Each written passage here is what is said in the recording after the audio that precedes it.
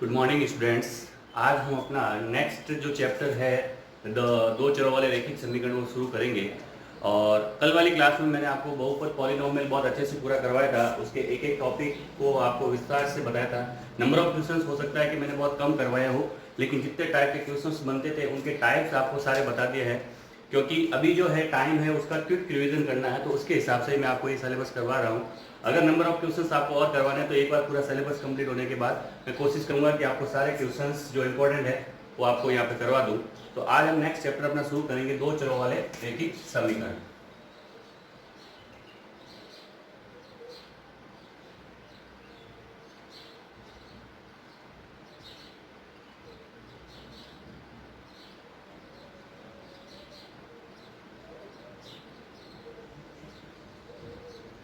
देखो बच्चों, इसके अंदर जो है दो चर का मतलब कल अपने बात की थी चर क्या होता है। तो मैंने बोला था कि वो वैल्यूज या वो मान जो हर एक समीकरण के अंदर जाके अपना क्या कर देते हैं, मान बदल देते हैं। जैसे अगर मैंने आपको एग्जांपल दिया था कि भाई एक एग्जांपल है आपके पास x + 2 = 0, यहाँ पे x की वैल्यू अलग होगी, x - 1 = 0, यहाँ पे x की वैल्यू अलग होगी। तो ये जो x है ये आपका क्या है, चर। तो वहां पे जो अपने बहुपद वाला चैप्टर किया था उसके अंदर एक समीकरण के अंदर एक ही चर हो रहा था, यानी कि एक ही वेरिएबल हो रहा था। लेकिन यहाँ पे जो होगा आपके पास दो चर होंगे। कैसे? जैसे मैं आपको इसकी आदर्श समीकरण बताऊं तो आदर्श समीकरण होती है ax + by + c = 0। यहाँ पे जो x है और ये जो y है ये दो चर है आपके पास। तो इस तरीके से अपन इसको सॉल्व करेंगे। तो कैसे? अपने पास जो इसके दो रूप बनेंगे, एक बनेगा a1x + b1y + c1 = 0, दूसरा होगा a2x + b2y + c2 = 0। ये दो आइडियल फॉर्म हो गई दो चरों वाले रैखिक समीकरण की। तो यहाँ पे जो आपका फर्स्ट क्वेश्चन बनता है, छोटा क्वेश्चन बनता है, जिसमें आपको जो समीकरण निकाय यानी कि दो समीकरण दे रखी होगी उसके बारे में बताना पड़ेगा कि ये जो समीकरण निकाय है ये संगत है, कंसिस्टेंट है या असंगत है, इनकंसिस्टेंट है। तो उसका तरीका क्या रहता है कि सबसे पहले जो है आपको जो समीकरण दे रखी होगी उनको इनसे तुलना करके क्या निकालना है। सबसे पहले आपको a1, b1 और c1 की value, a2, b2 and c2 की वैल्यू, इन दोनों समीकरणों से तुलना करके जो दो समीकरण दे रखी होगी उनसे a1, b1, c1 और a2, b2, c2 निकालना है। उसके बाद नेक्स्ट आपको क्या करना है, a1/a2 करना है, उसके बाद b1/b2 करना है, c1/c2 करना है। इतना करने के बाद आपको कुछ वैल्यूज यहाँ पे मिल जाएगी। उन वैल्यूज के आधार पर हम डिसाइड करेंगे कैसे। सबसे पहला केस होता है कि भाई a1/a2 नॉट इक्वल्स टू हो b1/b2 के। अगर a1/a2 की वैल्यू बराबर नहीं होती है b1/b2 के, तो उस केस में आपको ध्यान रखना है रेखाएं कैसी बनेगी, प्रतिच्छेदी रेखाएं। और प्रतिच्छेदी रेखाएं यानी कि इंटरसेक्टिंग लाइन। और इंटरसेक्टिंग लाइन जो है एक यूनिक पॉइंट पे, एक अद्वितीय पॉइंट पे कट होती है। इसका मतलब यहाँ पे जो होगा अद्वितीय हल। हल कैसा होगा? अद्वितीय हल, यानी कि आपको x और y के यूनिक मान प्राप्त होंगे। एक x का मान प्राप्त होगा, एक y का मान प्राप्त होगा। और जहां हल निकल जाता है वो निकाय कैसा हो जाता है? संगत निकाय, यानी कि कंसिस्टेंट हो जाएगा। इसका मतलब ये हो गया पहला केस अपना। सेकंड केस की बात करूं, अगर यहाँ पे a1/a2 ये तो बराबर हो जाए b1/b2 के, लेकिन ये आगे जाके बराबर नहीं हो किसके? c1/c2 के। a1/a2 बराबर b1/b2 बराबर, लेकिन ये इक्वल्स टू नहीं हो c1/c2 के। तो उस केस में जो आपकी रेखाएं होगी वो होगी समानांतर रेखाएं, पैरेलल लाइंस। और पैरेलल लाइंस आपको पता है कि कहीं कट होती ही नहीं है। इसका मतलब यहाँ पे क्या होगा? कोई हल नहीं। और कोई हल नहीं यानी कि जैसे ही हल नहीं होगा उसका मतलब क्या हो जाएगा? निकाय असंगत हो जाएगा, यानी कि असंगत निकाय। और लास्ट एक केस होता है अपने पास थर्ड वाला केस। थर्ड वाले केस में क्या होता है कि a1/a2 बराबर हो जाता है b1/b2 के, बराबर हो जाता है c1/c2 के, यानी कि तीनों आपस में बराबर। तो उस केस में रेखाएं होगी आपके पास संपाती रेखाएं। संपाती रेखाएं किनको बोलते हैं कि एक रेखा के जस्ट ऊपर ही दूसरी रेखा, जैसे एक लाइन ये है, इसके ऊपर एक और लाइन, यानी कि ये दोनों लाइन जो है एक दूसरे को अनंत बिंदुओं पे काटती है। इसका मतलब क्या हो गया? इंग्लिश में बोलते हैं कोइंसिडेंट। ठीक है, तो अब यहाँ पे अनंत बिंदुओं पे काटेंगे तो इसको अपन लिख सकते हैं अनेक हल, अनेक या अनंत हल। और देखो फिर से यहाँ पे हल निकल गया, हल निकलते क्या हो जाता है, निकाय संगत हो जाता है। हल निकलते निकाय कैसा हो जाता है, संगत निकाय। बस ये 3 केस आपको ध्यान रखने हैं। इन 3 केस से आपके जितने भी सवाल बनेंगे न्यूमेरिकल, आप उनको आराम से सॉल्व कर सकते हो।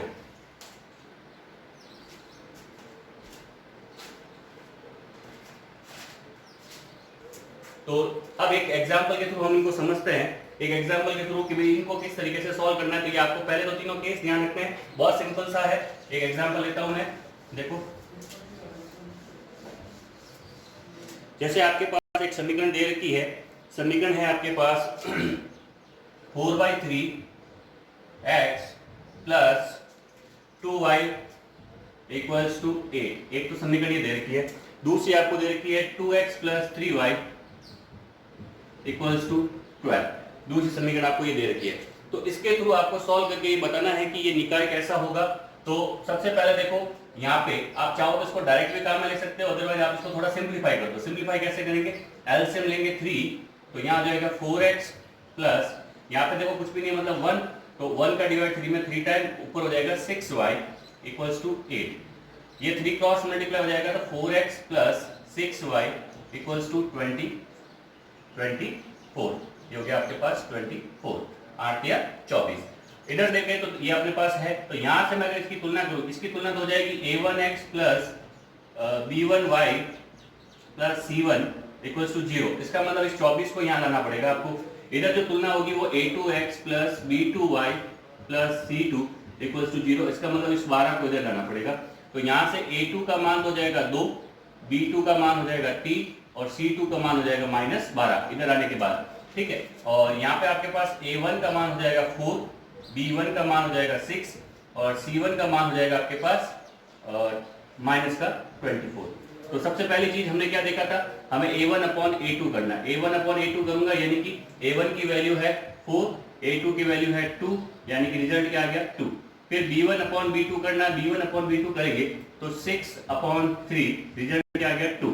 फिर नेक्स्ट अपन c1/c2 करेंगे, तो c1 की वैल्यू है मेरे पास -24, c2 की वैल्यू है मेरे पास -12, करके कितना जाएगा 2। तो एक चीज हमने देख ली कि sir a1/a2, b1/b2 and c1/c2 तीनों का मान क्या आ रहा है 2, और तीनों का मान अगर 2 है तो कौन सा केस जिसमें अपन ने देखा था a1/a2 बराबर b1/b2 बराबर c1/c2, केस नंबर 3 था, जिसके अंदर क्या होता था, संपाती रेखाएं कोइंसिडेंट लाइन आएगी, और कोइंसिडेंट लाइन एक दूसरे को अनंत बिंदुओं पे, अनेक बिंदुओं पे कट करती है। इसका मतलब हल तो होगा, और हल होने के कारण यहाँ पे निकाय कैसा हो जाएगा, संगत निकाय, संगत निकाय। तो फर्स्ट टाइप का जो इसके अंदर आपके क्वेश्चन बनता है 4th एक्सरसाइज के अंदर, दो चरों वाले रैखिक समीकरण के अंदर, जो अपन 4.1 की बात कर रहे हैं, तो वो इस टाइप का सवाल बनता है। ये बस नॉर्मल आपको केस पता होना चाहिए, आपके सारे सवाल इससे हो जाएंगे। आप चाहते हैं तो इस 4/3 को डायरेक्ट भी काम में ले सकते थे, उससे भी आंसर इसी तरीके से निकलेगा। तो बच्चों नेक्स्ट हम देखेंगे इसका ग्राफिकल मेथड। ग्राफिकल मेथड से अपन किसी समीकरण को कैसे सॉल्व करते हैं, इसके जो हल है वो कैसे निकालते हैं। और बोर्ड एग्जाम के हिसाब से बात करूं तो सबसे इंपॉर्टेंट इस चैप्टर में से यही सवाल बनता है, और 6 मार्क्स का सीधा सीधा सवाल आता है। तो आपको जो है इसमें ग्राफ बनाना है, ग्राफ बनाने के बाद इसके सॉल्यूशन ग्राफिकल मेथड से निकालना है। तो ग्राफ बनाने के लिए सिंपल सा तरीका है, आपको पहले इनकी टेबल्स बनानी पड़ेगी। टेबल्स बनाने का तरीका बच्चों को बता रहा हूँ। जैसे ये फर्स्ट वाली इक्वेशन है आपकी, ये फर्स्ट इक्वेशन मैं यहाँ नीचे लिख लेता हूँ इक्वल्स टू 20। अब यहाँ से आपको x या y की वैल्यू को सेपरेट करना है, तो मैं लिख लेता हूँ 4x बराबर 20 प्लस 5y। तो यहाँ से x की वैल्यू आ जाएगी आपके पास 20 प्लस 5y अपॉन 4। अब आपको क्या करना है, एक एक करके x की वैल्यूज पुट कर, y की वैल्यूज पुट करते जाना। जैसे मैंने y की वैल्यू 0 पुट की, तो आपको पता चल जाएगा x equals to 20 plus 5 into 0 upon 4। तो ये तो हो जाएगा 0, 20 अपॉन 4 कितना आ जाएगा आपके पास 5, यानी कि y की वैल्यू 0 पुट करने पे x की वैल्यू कितनी आई 5। दूसरी बार y की वैल्यू अगर आप 2 पुट करो, या माइनस का 2 पुट करते हैं, तो माइनस का 2 पुट करने से क्या होगा, x equals to 20 plus 5 into -2 upon 4। तो -2 अपॉन 4, यानी कि देखो यहाँ पे जो वैल्यू आ रही है माइनस का 10, यानी कि 20 अपॉन 4, 20 माइनस 10 अपॉन 4, जो कि आपके पास आ रहा है 10/4। 10/4 यानी कि कितना हो गया 2.5। पॉइंट के अंदर रहेगा, कोई दिक्कत वाली बात नहीं है। तो अपन ने क्या रखा था, y की वैल्यू -2 पुट की, x की वैल्यू आ गई 2.5।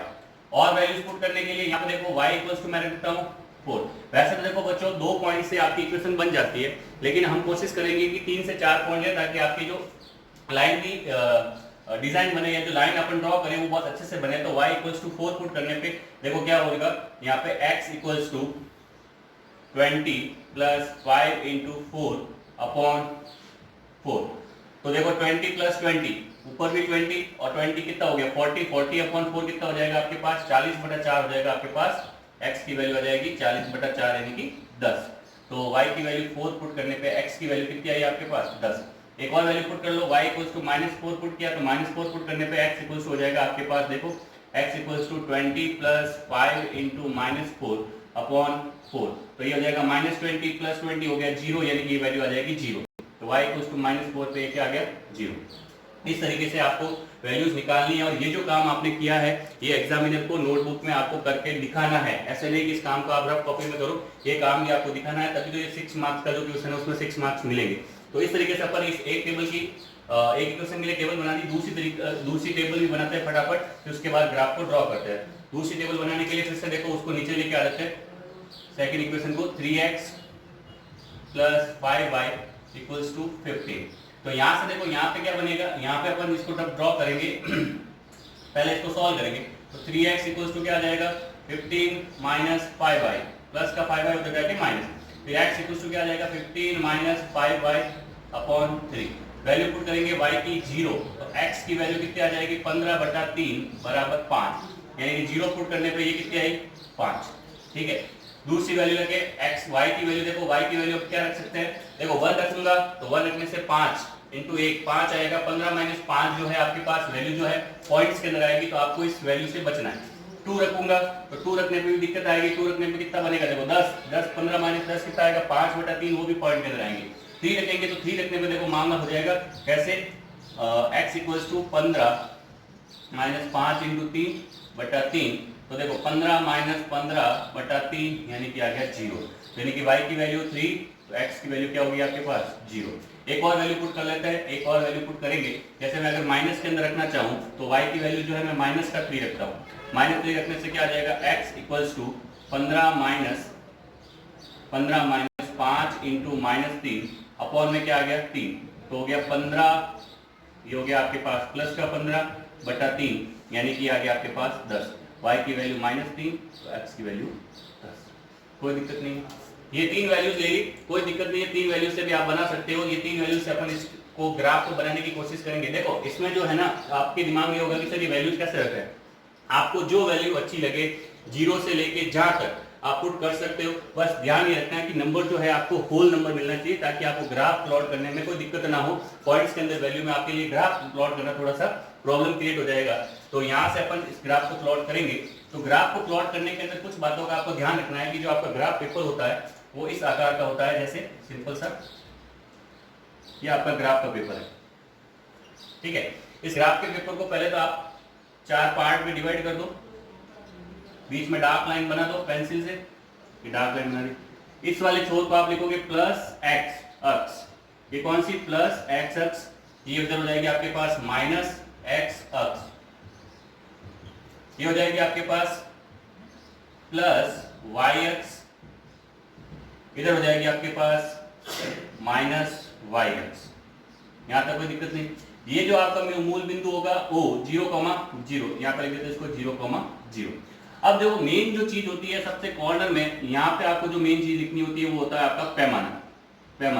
पैमाना नहीं लिखोगे तो मार्क्स कट जाएंगे। और पैमाना लिखने का बहुत सिंपल सा तरीका है कि आपको जो है एक्स अक्ष का अलग पैमाना लिखना है, वाई अक्ष का अलग लिखना है। मैं बाहर लिख देता हूँ एक्स अक्ष। ठीक है, एक्स अक्ष पे आप जिस तरीके से वैल्यूज यूज ले रहे हो, क्योंकि देखो ग्राफ के अंदर आपको पता होगा ऐसे बड़े बड़े खाने बनेंगे। ठीक है, ये खाने बनेंगे, एक बड़ा जो खाना होता है वो 1 सेंटीमीटर इंटू 1 सेंटीमीटर का होता है। तो एक्स अक्ष पे पैमाना हो जाएगा एक बड़ा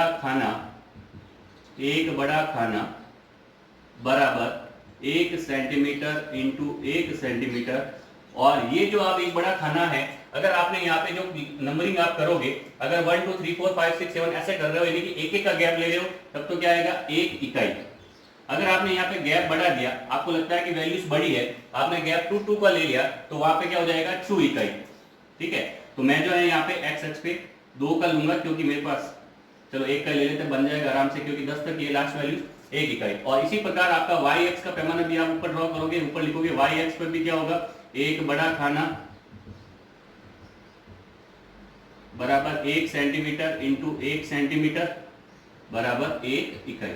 ये लिखना बहुत जरूरी है, पैमाना लिखना बहुत जरूरी है। पैमाना कैसा लिखते हैं मैंने बता दिया, ये चीज तो हमेशा फिक्स रहेगी, एक्स एक्स एक बड़ा खाना 1 सेंटीमीटर 1 सेंटीमीटर। बस यहाँ पे जो है आपको वैल्यूज चेंज करनी है। अगर आपने वैल्यूज 5-5 के गैप में ले ली तो 5 इकाई आ जाएगा, अगर आपने 10-10 के गैप में ले ली तो 10 इकाई आ जाएगा। सबसे पहले अपन ड्रॉ कर लेते हैं, ये आपका +1 2 3 4 5 6 7 8 9 एंड ये 10। उसके बाद इधर भी 1 2 3 4 5 और इतनी चाहिए अपने वैल्यू, -1 -2 -3 -4 -5 -6, इधर -1 -2 -3 -4 -5। अब देखते हैं एक एक पॉइंट को बना के। सबसे पहला देखो 5,0 है, 5,0 यानी कि x पे 5 चलना है, y पे 0, यानी कि ना तो ऊपर जाना है ना नीचे जाना है। x पे 5 मतलब 1 2 3 4 5, ये हो गया आपका कौन सा पॉइंट 5,0। इसको लिखोगे आप यहाँ पे 5,0, ठीक है। दूसरा पॉइंट, इस पॉइंट को अभी एक बार छोड़ देते हैं अपन, क्योंकि पॉइंट के अंदर है, क्योंकि अपने पास ऑलरेडी 3 पॉइंट है। 10,4 यानी कि x पे तो 10, x पे 10 आ गया, यहाँ पे y पे 4 यानी कि 1 2 3 4। तो यहां से अपन इसको ड्रॉ कर लेते हैं एक बार, ये 4 वाली लाइन, ये 10 वाली लाइन, यानी कि आपके पास ये जो पॉइंट आएगा वो ये वाला पॉइंट आएगा। पॉइंट हो गया आपके पास ये 10,4, ये हो गया 10,4। इस वाले डॉटेड लाइन को वापस आप मिटा दें, वहां पे तो आपके पास लाइंस बनी हुई होगी तो कोई दिक्कत नहीं होगी, ठीक है। ये 10,4 हो गया। उसके बाद देखो 0,-4 यानी कि x पे 0, ना तो आपको प्लस x चलना है ना y x, x पे तो 0 और y पे -4, यानी कि ये वाला पॉइंट हो जाएगा 0,-4। एक चीज हमेशा ध्यान रखना बच्चों, सबसे पहले हमेशा x की वैल्यू रखी जाती है, उसके बाद y की वैल्यू रखी जाती है कोऑर्डिनेट के अंदर। अब इन तीनों पॉइंट्स को आप मिलाओगे, तीनों पॉइंट्स को मिला दोगे तो आपके पास एक स्ट्रेट लाइन मिल जाएगी। मेरे यहाँ पे थोड़ा सा गड़बड़ आ रहा है, क्योंकि हमने जो है ग्राफ बिना लाइंस के ड्रॉ किया है, यानी कि आपके पास ग्राफ पेपर होगा, हमारे पास ग्राफ पेपर नहीं है। इस तरीके से आपके पास स्ट्रेट लाइन आएगी और इस स्ट्रेट लाइन के ऊपर आपको इसकी इक्वेशन लिख देनी है। इक्वेशन क्या थी, 4x - 5y = 20। इस तरीके से एक लाइन ड्रॉ होगी। दूसरी लाइन के लिए देखो, फर्स्ट पॉइंट 5,0, इधर भी 5,0, यानी कि पॉइंट तो ये सेम होगा और मेरे पास सॉल्यूशन भी आ गया इसका, क्योंकि दोनों में जो कॉमन पॉइंट होगा वही क्या होगा, इसका सॉल्यूशन, यानी कि 5,0 इसका सॉल्यूशन है। नेक्स्ट 0,3, x पे 0 y पे 3, x पे 0 y पे 3 यानी कि x पे 0 y पे 3, ये वाला पॉइंट हो जाएगा 0,3। और लास्ट है x पे 10 एंड y पे -3, x पे 10 तो ये वाला पॉइंट है, और -3 को अपन आगे एक्सटेंड करते हैं, यानी कि लगभग यहाँ पे कोई पॉइंट होगा, इस पॉइंट को अपन लिखेंगे, x पे है आपके पास 10, y पे है -3। फिर से इन तीनों पॉइंट्स को अपन मिला दे और इस लाइन को थोड़ा सा एक्सटेंड कर दे और इसके ऊपर इसकी इक्वेशन लिख दे, 3x + 5y = 50। इस तरीके से आपको ये पता चल गया कि सर ये वाला जो पॉइंट है, वैसे तो टेबल से पता चल गया था आपको कि 5,0 इसका सॉल्यूशन है, और जब आप ग्राफ ड्रॉ करोगे तो ग्राफ में आपको पता चल जाएगा कि जहां ये दोनों बिंदु कटेंगे, यानी कि x = 5 एंड y = 0, ये आपका हो जाएगा आंसर, ये हो जाएगा आपका ग्राफिकल मेथड से आंसर। इस तरीके से आपको ग्राफ से कोई भी चीज सॉल्व करके दिखानी है, और इसमें आपके 6 मार्क्स जो है पूरे में से पूरे आने चाहिए, एक भी मार्क्स आपका कटना नहीं चाहिए। एक और चीज बच्चों, इसके अंदर जो आपके 4.2 है वो सिलेबस से हटा दी गई है, समीका वाला पोर्शन। और एक और चीज स्पेशली इसमें पूछ ली जाती है, कई बार जो ये पूछेगा कि y अक्ष और प्रतिच्छेद बिंदु से बनने वाले त्रिभुज के क्या बताओ, निर्देशांक बताओ। कोई दिक्कत नहीं है, एक तो ये हो गया 5,0, यहाँ पे देखो क्या हो गया y अक्ष पे 0,3, यहाँ पे क्या हो गया 0,-4। तो इस तरीके से त्रिभुज के निर्देशांक भी पूछे जा सकते हैं, तो वो भी आप बता सकते हो। इसमें एक और चीज एक्स्ट्रा वो पूछी जा सकती है कि भाई जिसमें 9 प्रश्नावली का कंसेप्ट यूज करके इस त्रिभुज का परिमाप बताओ। तो परिमाप कैसे निकलेगा, तो यहाँ से यहाँ तक की डिस्टेंस दूरी सूत्र से, यहाँ से यहाँ तक की डिस्टेंस दूरी सूत्र से, यहाँ से यहाँ तक की डिस्टेंस दूरी सूत्र से आप निकाल के इस त्रिभुज का परिमाप भी बता सकते हो। उम्मीद करता हूँ बच्चों आपको बहुत अच्छे से समझ में आया होगा। ये आपकी 4th एक्सरसाइज बहुत अच्छे से मैंने कंप्लीट करवा दी। और भी कोई दिक्कत या डाउट रहती है, देखो 2 ही टाइप के सवाल बनते हैं, तो दोनों मैंने अच्छे से करवा दी। और भी कोई दिक्कत या डाउट रहता है तो आप मुझे कमेंट बॉक्स में बता देना। थैंक यू, धन्यवाद।